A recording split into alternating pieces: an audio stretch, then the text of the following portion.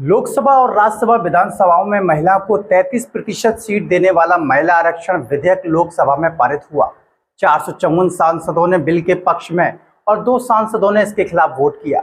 महिला आरक्षण बिल को लेकर विभिन्न राजनीतिक दलों की महिला सांसदों ने अपनी अपनी प्रतिक्रियाएं व्यक्त की।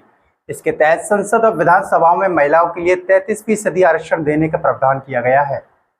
दुख इस बात का है, जब बिल पेश हुआ उसमें एक टर्म एंड कंडीशन है। वो टर्म ये है कि एक्ट तो हम पास कर देंगे, पर ये लागू तब होगा जब डिलिमिटेशन होगा। अब डिलिमिटेशन की लड़ाई तो वैसे ही सदर्न स्टेट्स की चल ही रही है। हक तो 50% का बनता है, आज हम सिर्फ 33% के लिए लड़ रहे हैं। मैंने क्वेश्चन पूछे हैं कि कब सेंसस होंगे, जनगणना कब होगी और जातिगत जनगणना होती है कि नहीं होती है, सरकार की इसमें क्या मंशा है।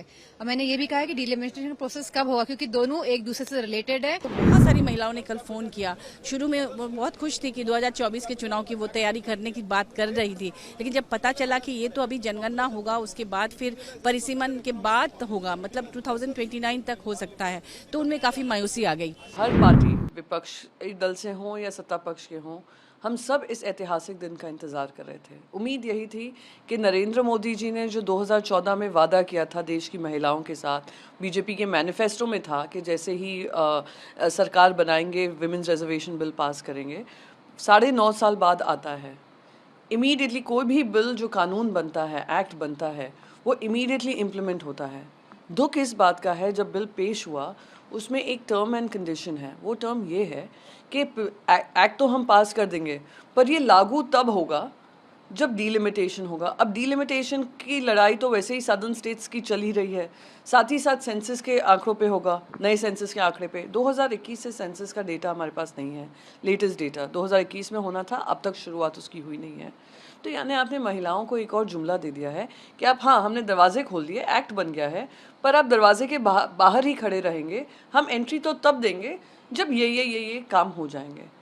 तो ये जुमला है और दुखद है कि इतने ऐतिहासिक चीज़ को, जिसकी लड़ाई संघर्ष हम 30 साल से लड़ रहे हैं, जो हमें कॉन्स्टिट्यूशनली मैंडेटेड था, पर हमें डिनाई किया जा रहा है। जितना उत्साह था और जितनी खुशी कल थी, मैं कह सकती हूँ कि सरकार ने पूरी तरह उस पर पानी फेर दिया। और शायद ये मेरी भावना देश की सारी औरतें महसूस कर रही हैं, जिन्होंने समझा कि 75 साल बाद आखिर में कोई प्रधानमंत्री और सरकार पूरी बहुमत वाली आई है जो औरतों को उनका हक देगी। हक तो 50% का बनता है, आज हम सिर्फ 33% के लिए लड़ रहे हैं।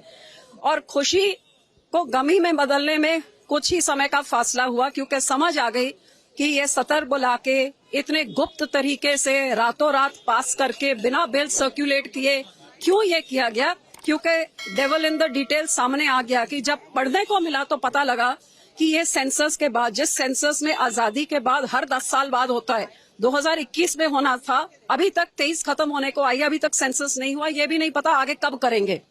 सेंसस के बाद डिलिमिटेशन होगी और डिलिमिटेशन के बाद ये रिजर्वेशन बिल लागू होगा, तो ये 5-6 साल तक तो कहीं पे लागू हो नहीं रहा है। तो फिर आपने जो 10 साल पहले वादा किया था, 9.25 साल जब 6 महीने रह गए इलेक्शन के लिए, तो आपको ये बिल लाने की क्या जरूरत, जब आप लागू ही नहीं कर रहे हैं। और जो आपने लागू नहीं करना तो लेके क्यों आए। पर आपकी नीयत जो सही होती तो आप जे रातों रात आप नोटबंदी कर सकते हैं, चंद घंटों में आप देश को बंद करके लॉकडाउन कर सकते हैं, जोर जबर से जीएसटी को आप पुश कर सकते हैं, तो आप इसको आराम से कर सकते थे जी आपकी नीयत सही थी। नीयत सही नहीं है।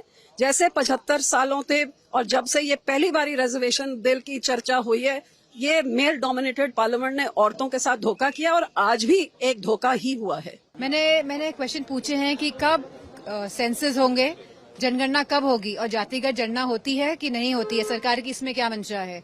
और मैंने ये भी कहा है कि डिलिमिटेशन प्रोसेस कब होगा, क्योंकि दोनों एक दूसरे से रिलेटेड है एंड हमारा जो वुमेन रिजर्वेशन बिल है वो इन दोनों चीजों पे डिपेंडेंट है। So it is very important कि the government clarifies on all the issues and all the facts. हमारी पार्टी झारखंड मुक्ति मोर्चा तो इसकी मांग करती रही है। आपको पता होगा कि झारखंड में महिलाओं के लिए पंचायत चुनाव में 50% आरक्षण रहा है और बहुत बड़ी संख्या में महिलाएं पंचायत चुनाव में मुखिया का चुनाव लड़ी हैं, जीती हैं, जिला जिला परिषद चुनाव जीती हैं, अध्यक्ष बनी हैं, उनमें काफ़ी क्षमता है ट्राइबल महिलाओं में भी। तो हम लोग चाहेंगे कि इस विमेन रिजर्वेशन बिल के अंदर ST SC OBC के लिए भी अपना स्थान रहे, क्योंकि नहीं तो इंडस्ट्रियलिस्ट के घर की महिलाएं या ब्यूरोक्रेट्स के घर की महिलाएं, राजनेताओं की महिलाएं घर की, वो हावी हो जाएंगी और जो ग्रास रूट लेवल की थोड़ी गरीब तबके की महिलाएं हैं वो क्षमता रहने के बावजूद पिछड़ जाएंगी।